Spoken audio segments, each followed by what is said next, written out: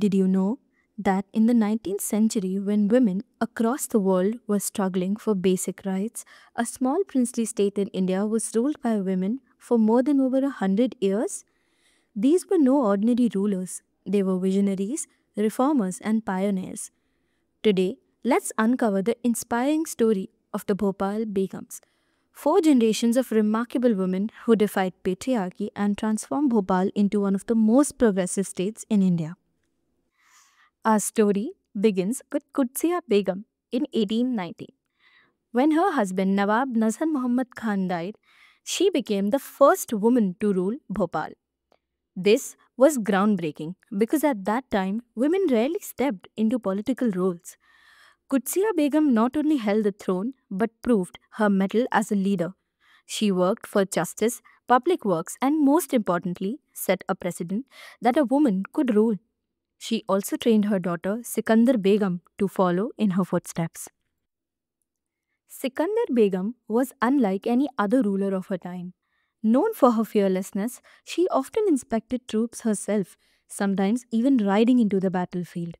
During the 1857 revolt, when many rulers wavered, Sikandar Begum stayed loyal to the British, a decision that earned her the title of Companion of the Star of India.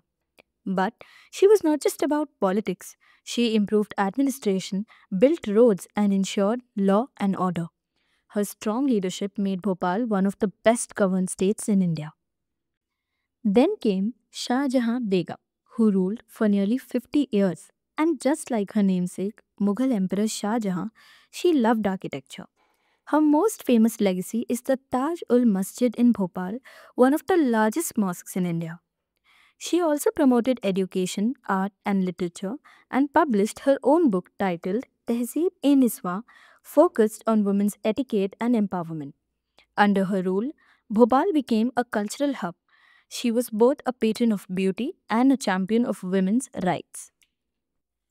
Finally, we arrive at Sultan Jahan Begum, perhaps the most reformist of them all. She ruled from 1901 to 1926 and focused on education and healthcare. She founded schools, colleges, hospitals, and also was one of the founders of Aligarh Muslim University. What's more, she personally funded scholarships for women, encouraged hygiene awareness, and improved municipal services. Sultan Jahan Begum was also the first woman chancellor of Aligarh Muslim University, a role unheard of for women in that era. She truly left behind a modern, educated Bhopal. For over a century, the Bhopal Begums challenged the stereotypes of their time. While much of India remained under rigid patriarchy, Bhopal saw women at the very center of power. They were warriors, builders, reformers, and visionaries. Their legacy still lives in the architecture, institutions, and the progressive spirit of Bhopal. And in today's world, when women's leadership is still debated, the Begums of Bhopal remind us that history has already shown us how powerful, capable, and transformative women leaders can be.